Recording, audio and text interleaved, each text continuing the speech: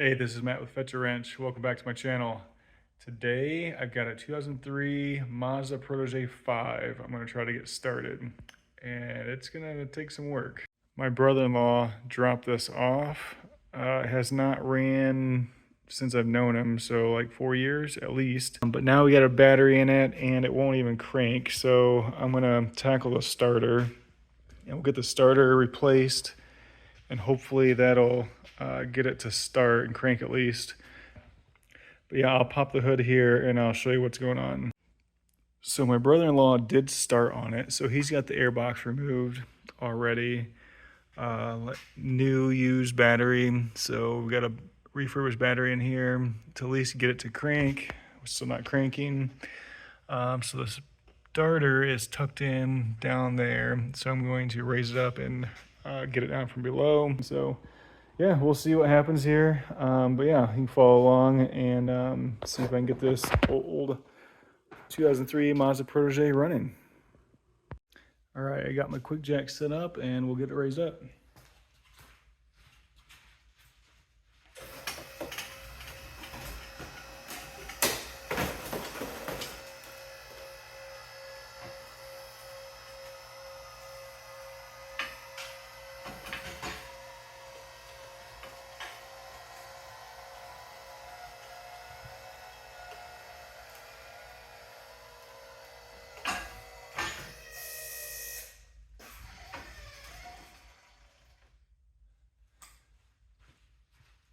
All right, the first thing I'm gonna do is make sure that there's power getting to the starter. So what I got going on here is I've got this yellow wire going up to the starter. And I got that connected to my voltmeter. And what we should see is positive 12 volts when I attempt to crank it. So this is on the starter solenoid terminal. All right, so I'll go in and crank it and see what we get here.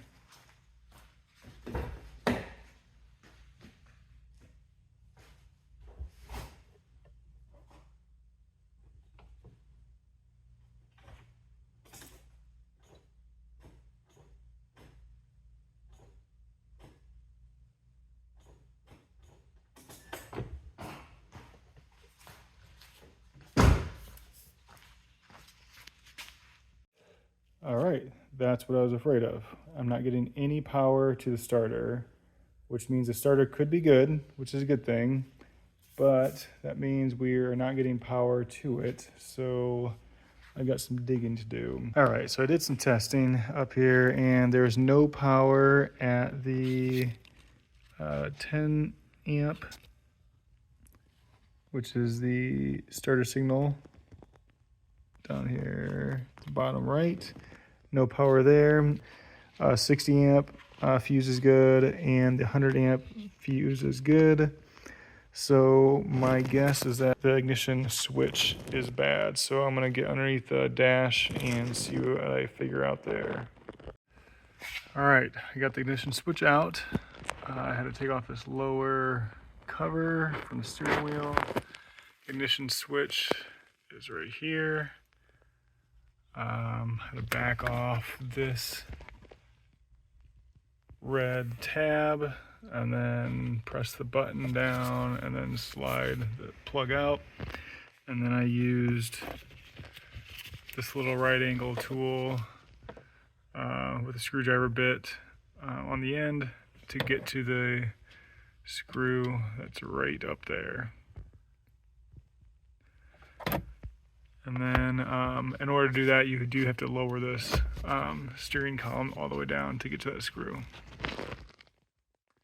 So I'm gonna run to the parts store and see if this will work. All right, it is running. I don't really know why or how, but all I did was jump the starter down at the starter and it is running.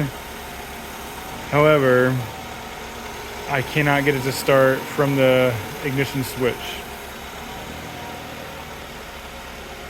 But it is running, so that's a good sign.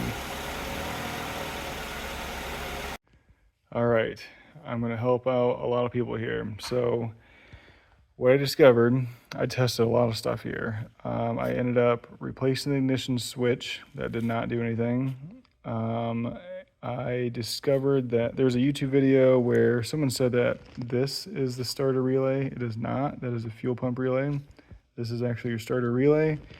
So that kind of threw me off quite a bit until I figured that out.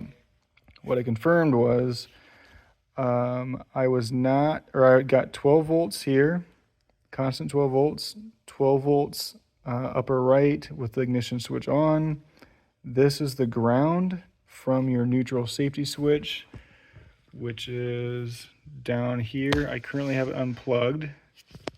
It is right down there. I'll tell you why I got it unplugged here in a minute. And then this terminal here, this bottom left, is supposed to get 12 volts in the start position. I was getting 3.5 volts. So I knew that somewhere along the line, I wasn't getting the full 12 volts. This is your 60 amp fuse. The lid, the top just broke off. It's still fine. And then this is your start signal fuse, and that is fine. So what I discovered was I was getting 12 volts down to the neutral safety switch, but I was not getting 12 volts back. I actually took off this is how I confirmed it. I saw this wire, this is a black and yellow wire, and black and yellow is coming out of there, but this is going to the starter. The black and yellow wire coming from the neutral safety switch is actually right there. There you go. It comes into the bottom. So I took off these 3 nuts, and I mean, you don't have to do all this, but I'm going to show you what I did. Black and yellow wire comes in down here, this big plug here. I slid out this little green slot, pulled out the plug, and got voltage from the neutral safety switch, but it was only 0.3 volts, but I was getting volts upon start. So I knew it was getting something, but it really wasn't getting everything I needed. So then this is what I did. I said, all right, I know that power is going to the neutral safety switch and it has to leave the safety switch.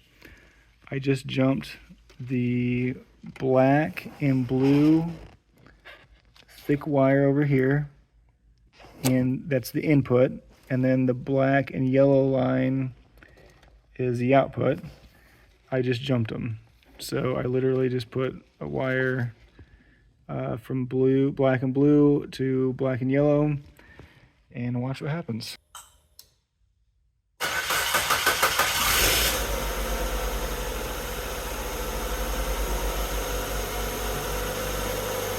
There you go. It is the neutral safety switch. So there you have it. My neutral safety switch is bad. So that is a very quick and easy way for you guys to test your neutral safety switch. Just jump those 2 bottom thick wires, give it a crank, and see what happens. So now I need to go down there and get that switch out and get it replaced.